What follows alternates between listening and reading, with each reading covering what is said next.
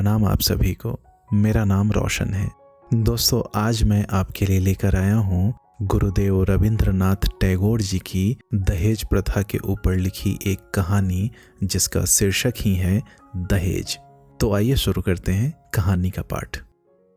5 लड़कों के बाद जब एक कन्या का जन्म हुआ, तब माँ बाप ने लाड़ से उसका नाम निरुपमा रखा, अर्थात जिसकी कोई उपमा न हो, जो अत्यधिक सुंदर हो।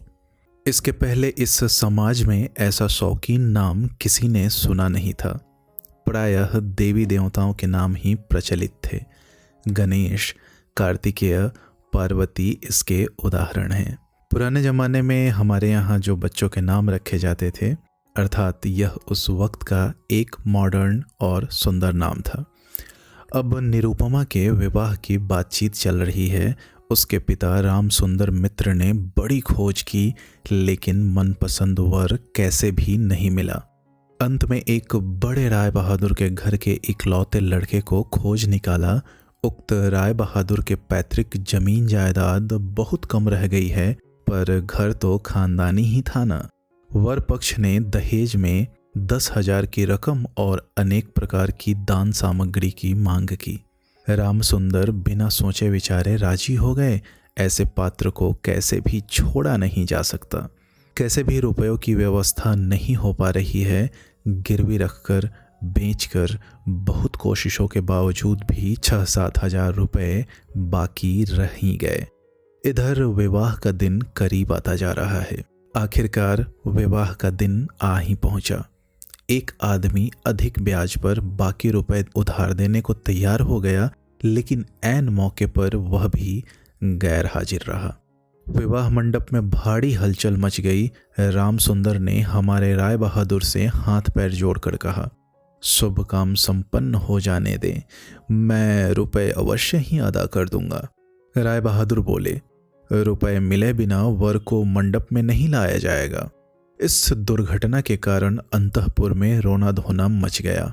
इस बड़ी विपत्ति का जो मूल कारण है, वह विवाह की लाल चेली साड़ी पहने, गहना पहने, माथे पर चंदन चुपड़े चुप बैठी है।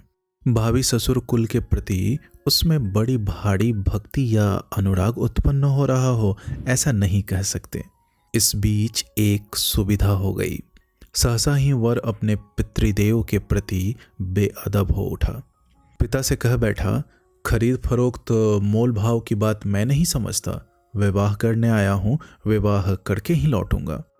पिता ने जिस किसी को सामने पाया उसी से बोले, देख रहे हैं ना आजकल के लड़कों का आचरण। 2-1 बुजुर्ग लोग थे। उन्होंने कहा, शास्त्र शिक्षा, नीति शिक्षा तो बिल्कुल रही नहीं। इसी से तो ऐसा है। वर्तमान शिक्षा का विषमय फल अपनी संतान में प्रत्यक्ष देख राय बहादुर हतोत्साहित होकर बैठ गए। विवाह किसी तरह विषण्ण निरानंद भाव से संपन्न हुआ।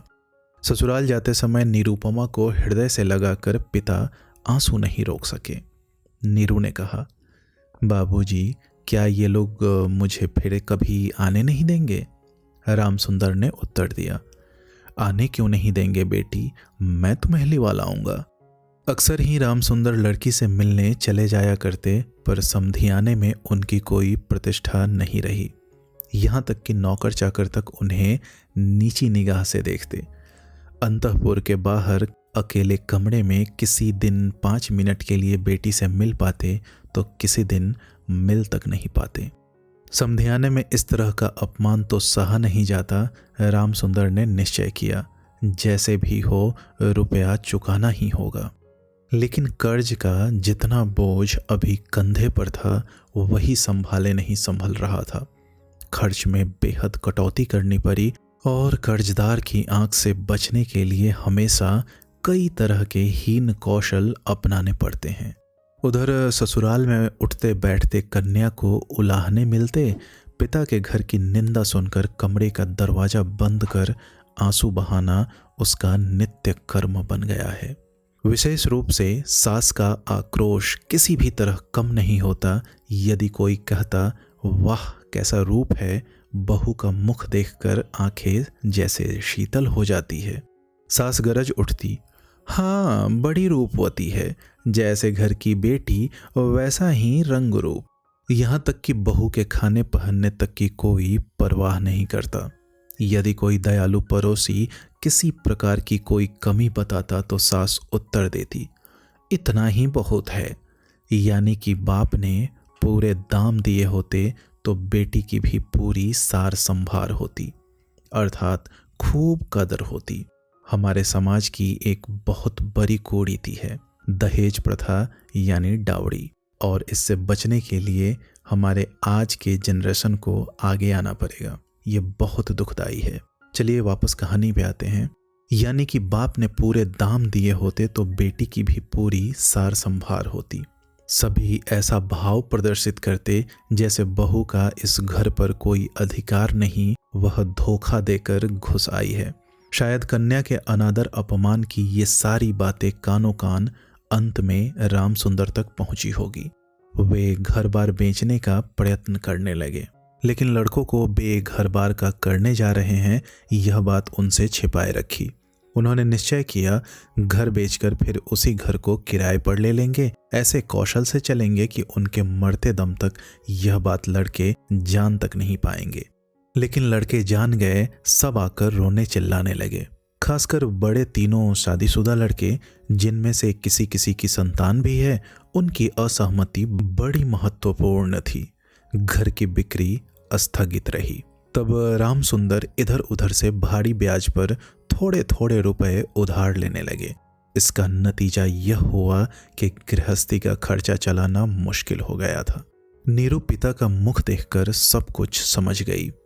वृद्ध के पके केश, सूखा चेहरा और सदा संकुचित भाव में दैन्य और दुश्चिंता प्रकट हो गई थी। कन्या के आगे जब पिता अपराधी है तब वह अपराध अनुपात क्या छिप सकता है। जब समधियाने की अनुमति से क्षण भर के लिए कन्या से साक्षात्कार होता तब पिता की छाती कैसी फट रही होती यह उनकी हंसी देखकर ही अनुमान हो जाता है। नीरू उस व्यथित पितृ हृदय को सांत्वना देने कुछ दिन के लिए मायके जाने को अत्यंत अधीर हो उठी। वह पिता का म्लान मुख देख अब दूर नहीं रह सकती थी। एक दिन राम सुंदर से बोली, बाबूजी मुझे एक बार घर ले चलो। राम सुंदर ने कहा, अच्छा। किंतु उनका कोई जोड़ नहीं। अपनी पुत्री पर पिता का जो स्वाभाविक अधिकार होता है वह जैसे दहेज के रुपयों के बदले गिरवे रख दिया गया हो। यहाँ तक कि अत्यंत संकोच के साथ पुत्री से मुलाकात की भीख मांगनी होती और उसमें कभी कभी निराश होने पर भी दूसरी बार कुछ कहने का मुख नहीं रहता। किंतु पुत्री के स्वयं मायके आना चाहने पर पिता उसे न लाकर कैसे रह सकता है। इसलिए समधी के पास इस आशय की अर्जी पेश करने से पहले राम सुंदर ने कितनी दीनता, कितने अपमान, कितने नुकसान सहकर जो 3000 रुपये संग्रह किए, उस इतिहास का गोपनीय रहना ही भला है। वे कुछ नोटों को रुमाल में लपेट चादर में बांधकर समधी के निकट जा बैठे। पहले हंसते हुए मोहल्ले की चर्चा छेड़ी। हरे कृष्ण के घर में बड़ी भारी चोरी हो गई, उसका आद्योपांत विवरण कह सुनाया। नवीन माधव और राधा माधव दोनों भाइयों की तुलना करते हुए राधा माधव की विद्या बुद्धि स्वभाव की प्रशंसा और नवीन माधव की निंदा की। शहर में एक नए रोग का आगमन हुआ, उस विषय में अनेक अजीबोगरीब आलोचनाएं की। अंत में हुक्का जमीन पर रखते हुए बातों ही बातों में बोले, अरे हाँ समधी जी, दरअसल वे रुपए तो बाकी ही रह गए हैं।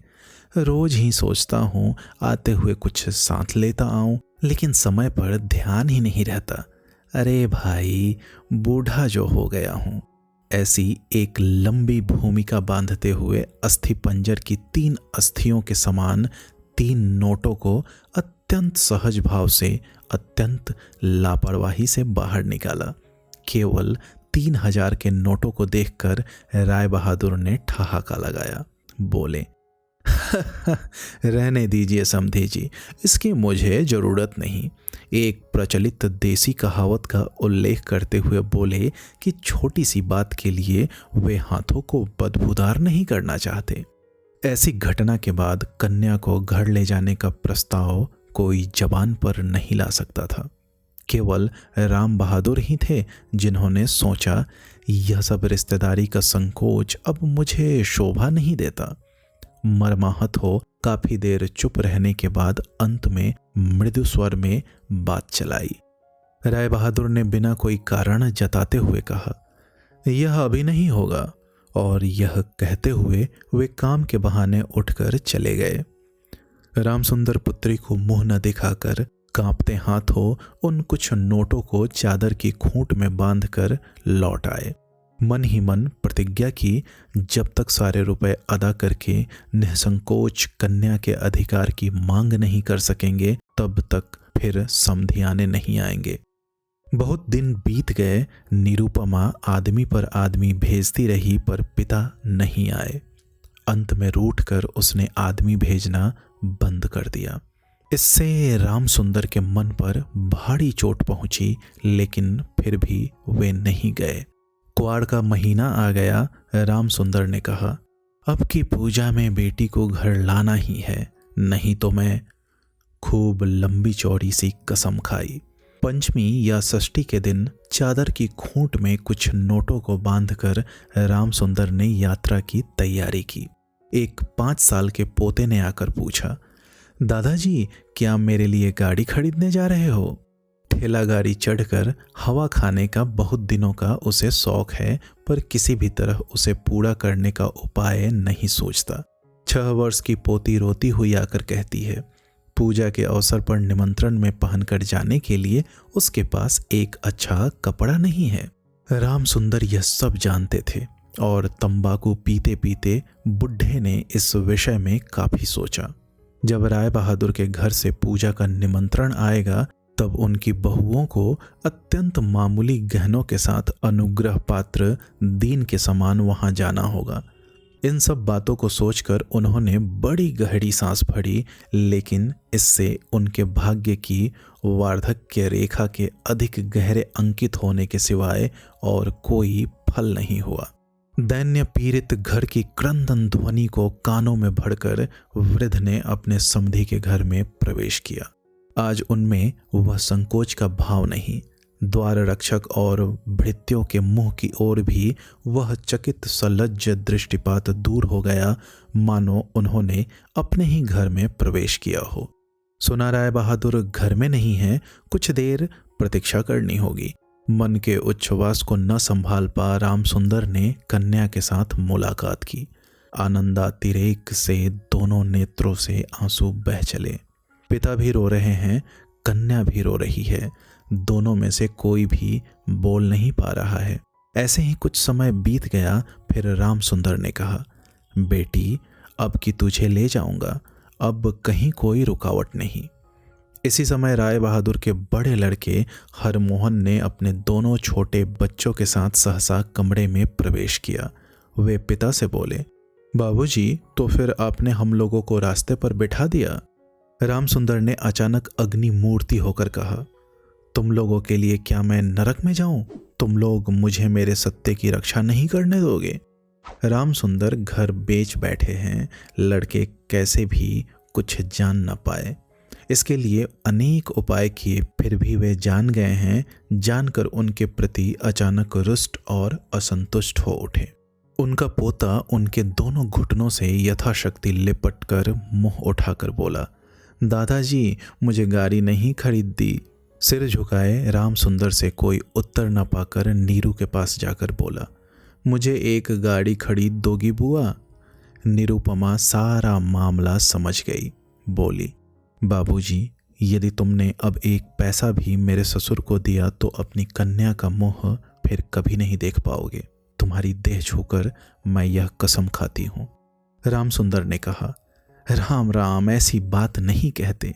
फिर ये रुपए यदि मैं न दे पाऊं तो तुम्हारे पिता का अपमान और तुम्हारा भी। नीरू बोली, रुपया देना ही अपमान है। तुम्हारी कन्या का क्या कोई सम्मान नहीं? क्या मैं केवल रुपए की थैली भर हूं? जब तक रुपए हैं तब तक मेरा दाम है। नहीं बाबूजी, ये रुपए देकर तुम मेरा अपमान मत करो। इसके अलावा मेरे पति तो यह रुपए भी नहीं चाहते। रामसुंदर ने कहा, बेटी तब यह तुम्हें जाने नहीं देंगे। निरुपमा बोली, न जाने दे तो क्या कर सकते हो, बोलो। फिर तुम भी ले जाने के लिए कुछ मत कहना। राम सुंदर कांपते हाथों नोटबंदी चादर को कंधे पर डाल चोर के समान सबकी आंखें बचाकर घर लौट आए। राम सुंदर रुपए लाए थे और बेटी की मनाही के कारण वे रुपए दिए बिना ही लौटा ले गए, यह बात छिपी न रही। द्वार पर कान लगा कौतूहल स्वभाव वाली दासी ने नीरू की सास के पास यह खबर पहुंचा दी।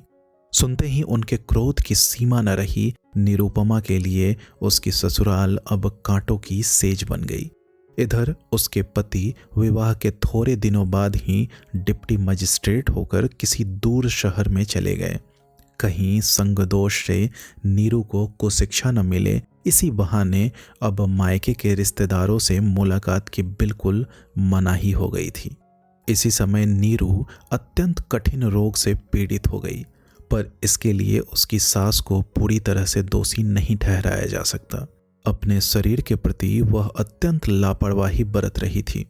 कार्तिक महीने की ओस में रात भर सिरहाने का द्वार खुला रखती, जाड़े के दिनों में देह पर कपड़ा नहीं रखती, खाने पीने में कोई नियम नहीं मानती। दासियां जब अक्सर भोजन लगाना भूल जाती तब एक बार भी मुंह खोलकर उन्हें स्मरण नहीं दिलाती। वह पराए घर में दास दासी की तरह स्वामी स्वामिनी के अनुग्रह पर निर्भर हो रह रही है। यही संस्कार उसके मन में बद्धमूल हो रहा था। लेकिन इस प्रकार का भाव भी सास को सह्य नहीं था। यदि भोजन के प्रति बहू की किसी प्रकार की लापरवाही देखती तो सास कह उठती, नवाब के घर की बेटी है ना, गरीब के घर का अन्न इनके मुंह में रुचता नहीं। फिर कभी कहती, एक बार देखो तो कैसी बुरी शक्ल बना रखी है, दिन ब दिन जैसे जली सूखी लकड़ी सी हुई जा रही है। रोग जब गंभीर होता गया तब सास बोली, ये सब इसके नखड़े हैं। आखिर एक दिन नीरू ने अत्यंत विनयपूर्वक सास से कहा, माँ, मैं एक बार अपने बाबूजी और भाइयों को देखूंगी। सास बोली, यह मायके जाने का बहाना है, कहने का कोई विश्वास नहीं करेगा। जिस दिन संध्या के समय नीरू की सांस उखड़ने लगी, उसी दिन पहली बार डॉक्टर ने उसे देखा था और उस दिन ही डॉक्टर के देखने का अंत भी हो गया। घर की बड़ी बहू मरी, खूब धूमधाम से अंत्येष्टि क्रिया संपन्न हुई। जिले में प्रतिमा विसर्जन समारोह के बारे में राय चौधरियों की जैसी बड़ी लोक प्रसिद्धि है, बड़ी बहू की अंत्येष्टि संबंधी राय बहादुरों की बहुत कुछ वैसी ही ख्याति फैल गई। ऐसी चंदन काठ की चिता इस इलाके में कभी किसी ने देखी नहीं। ऐसे समारोह से श्राद्ध अनुष्ठान भी केवल राय बहादुर के घर में ही संभव था। सुना जाता है इससे उनके ऊपर कुछ कर्ज भी हो गया। राम सुंदर को सांत्वना देते समय उनकी बेटी की कैसे महासमारोह के बीच मृत्यु हुई, सभी ने उसका बड़ा विस्तृत वर्णन किया। इधर डिप्टी मजिस्ट्रेट का पत्र पहुंचा, मैंने यहाँ सारा बंदोबस्त कर लिया है, इसलिए मेरी पत्नी को फौरन यहाँ भेज दें। राय बहादुर की श्रीमती ने लिखा, बेटा, हमने तुम्हारे लिए एक दूसरी लड़की का रिश्ता तय किया है, इसलिए छुट्टी लेकर फौरन चले आओ। इस बार 20,000 का दहेज और हाथों हाथ अदायगी। दोस्तों, उम्मीद करता हूँ यह कहानी आपको पसंद आई होगी। ऐसी ही ढेरों कहानियाँ सुनने के लिए आप हमसे जुड़े रहें। हम आपके प्रतिक्रिया और सुझाव का इंतजार करेंगे। बहुत बहुत धन्यवाद। प्रणाम।